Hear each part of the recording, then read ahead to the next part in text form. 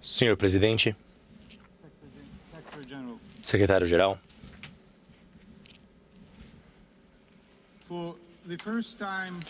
pela primeira vez desde a criação da ONU,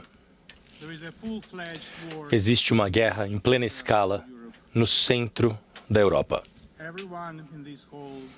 Todos neste salão e todos no mundo sabem que a Rússia apenas foi responsável pelo início dessa invasão, agora facilitada por Belarus. Essa guerra não foi provocada. Foi a escolha de alguém que agora está sentado no seu bunker. Nós sabemos o que aconteceu com a pessoa que estava sentada no seu bunker em Berlim em 1945, em maio. Antes de continuar com a minha fala formal, gostaria de falar em russo e convidá-los a ouvir a tradução simultânea, porque eu gostaria de ler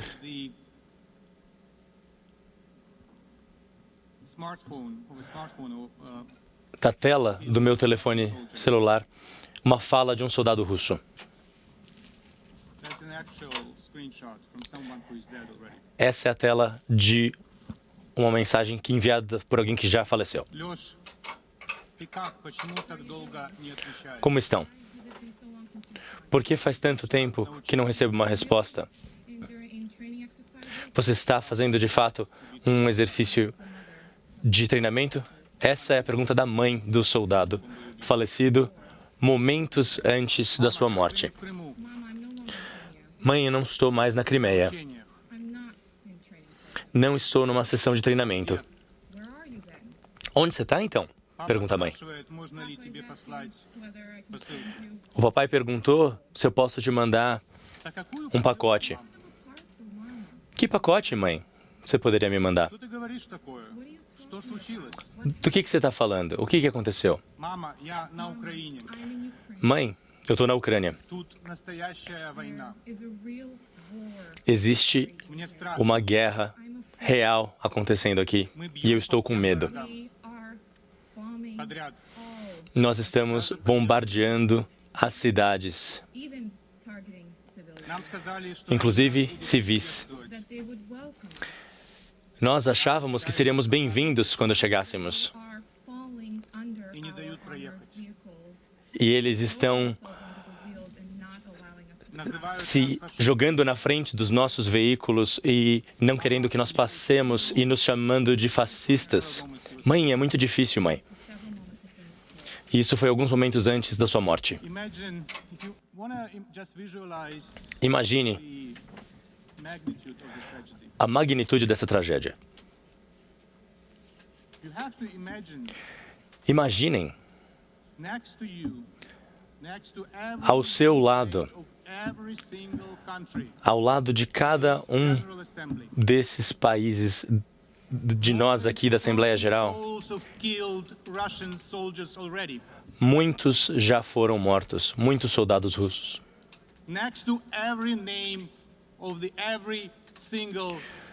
Ao lado do nome de cada país nessa Assembleia, mais de 30 mortos.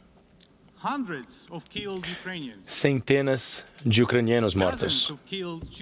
Dezenas de crianças mortas. E isso continuará, e continuará, e continuará.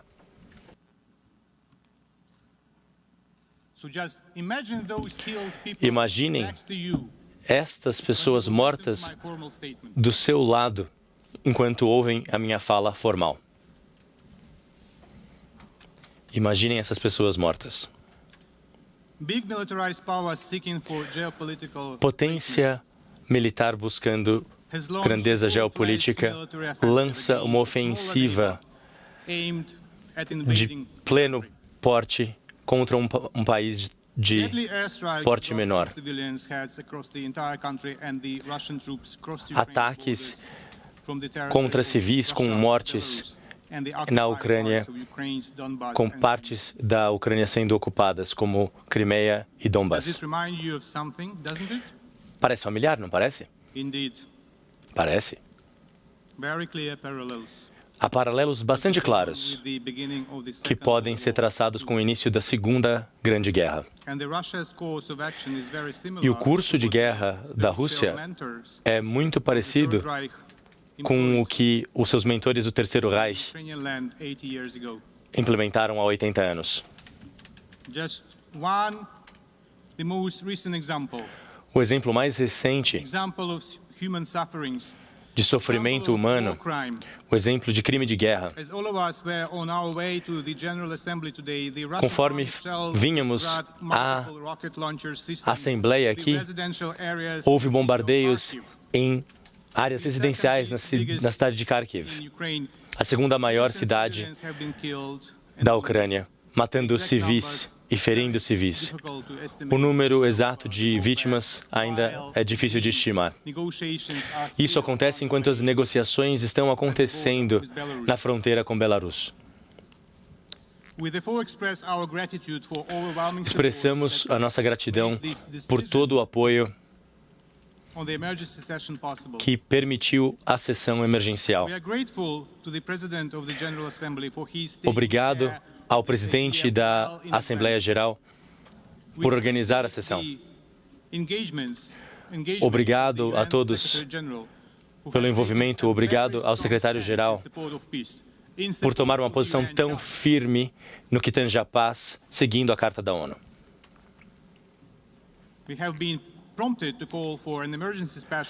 Pedimos a sessão emergencial especial porque a segurança global está num nível de perigo tão grande quanto a Segunda Guerra Mundial. Putin colocou armas nucleares em alerta. Que loucura! Se ele quer se matar, ele não precisa de um arsenal nuclear. Ele tem de fazer o que o cara de Berlim fez lá no bunker, em maio de 1945.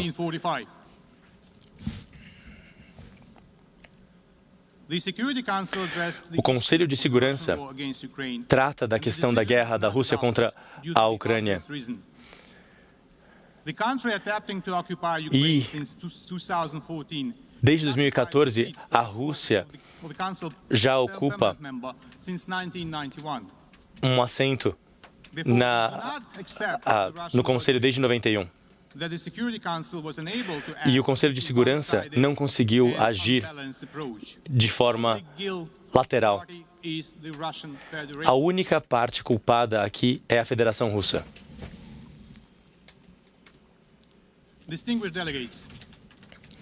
Delegados, a Rússia está utilizando todo o seu potencial militar para atacar a Ucrânia e está trazendo unidades para a fronteira da Ucrânia, com ataques com mísseis e artilharia e tanques às cidades.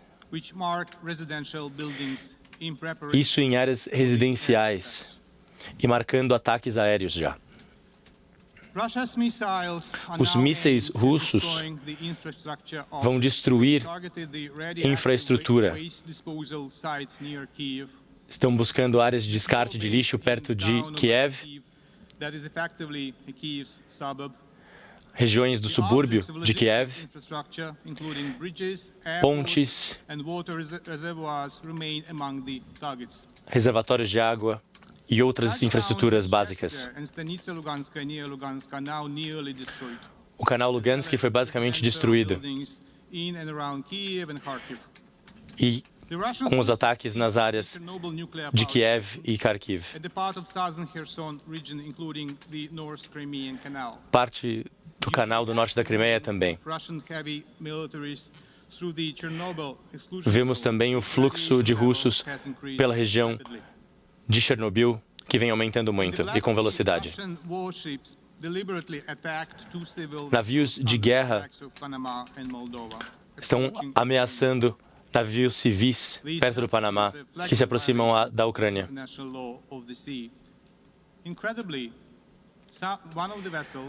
Um dos navios tinha a tripulação russa. Mesmo assim, foi atacado pelos russos. Os russos estão atacando orfanatos e jardins de infância, cometendo crimes de guerra. Hospitais e outros centros de ajuda médica também sendo atacados.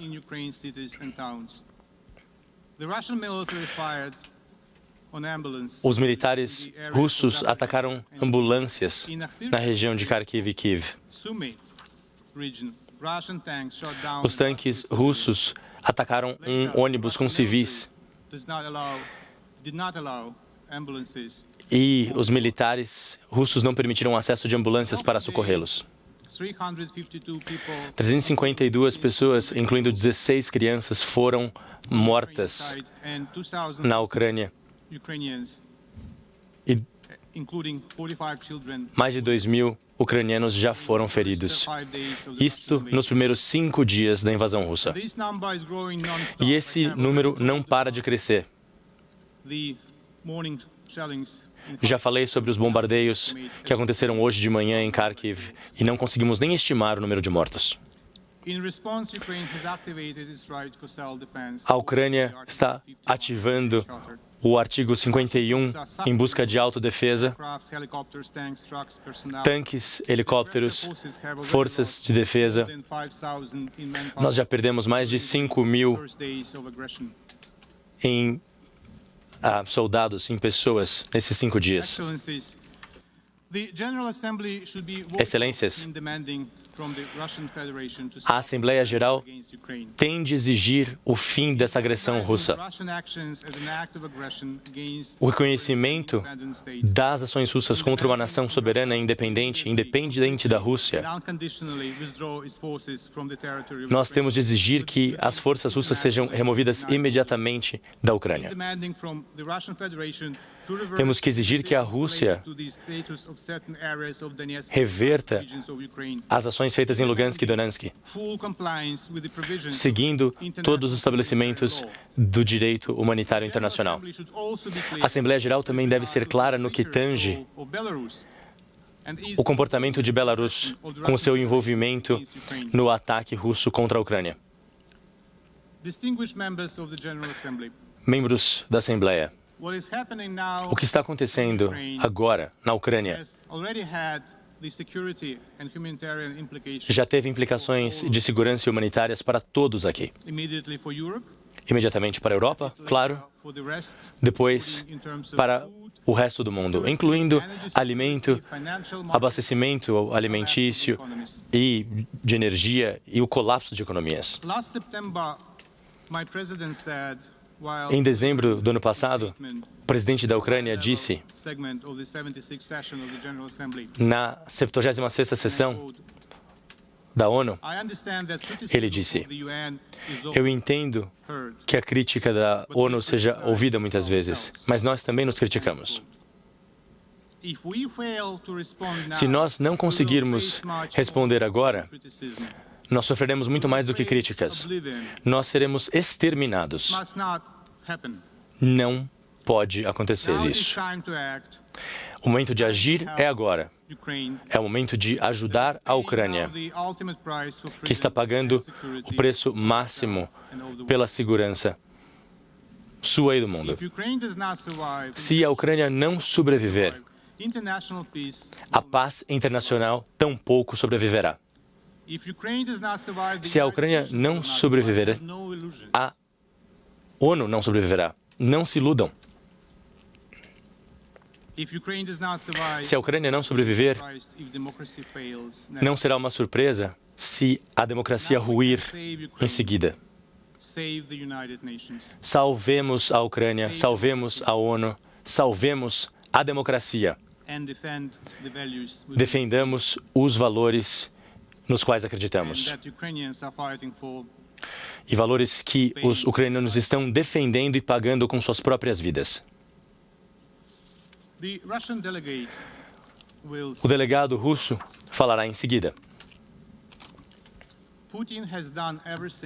Putin fez tudo ao seu alcance para deslegitimizar a presença russa na ONU. Mas eu me pergunto, se a presença da Rússia na ONU foi legítima em qualquer momento. Eu me pergunto se em qualquer momento essa Assembleia votou e deliberou de acordo com o parágrafo 2 do artigo 4º sobre a admissão da Federação Russa às Nações Unidas. Ou em dezembro de 1991, ou em janeiro de 92, ou em qualquer outro momento após esse. Eu pergunto aos delegados cujos países votaram pela admissão da Rússia às Nações Unidas. Por favor, levantem a mão. Confirmem que a Rússia foi admitida às Nações Unidas de acordo com a Carta da ONU. Por favor, senhoras e senhores, levantem a mão. Se a sua nação votou na sessão da Assembleia Geral em resposta à carta do presidente Yeltsin, em dezembro de 1991, quando ele disse que a Rússia gostaria de ser um membro da ONU, seguindo a morte da União Soviética. Devo colocar meus óculos para conseguir enxergar melhor, porque não vejo nenhuma mão erguida na sala. Algum país? Alguém votou? Alguém votou pela participação da Rússia? Deixo-os com esta fala e peço que pensem nela quando ouvirem o delegado russo.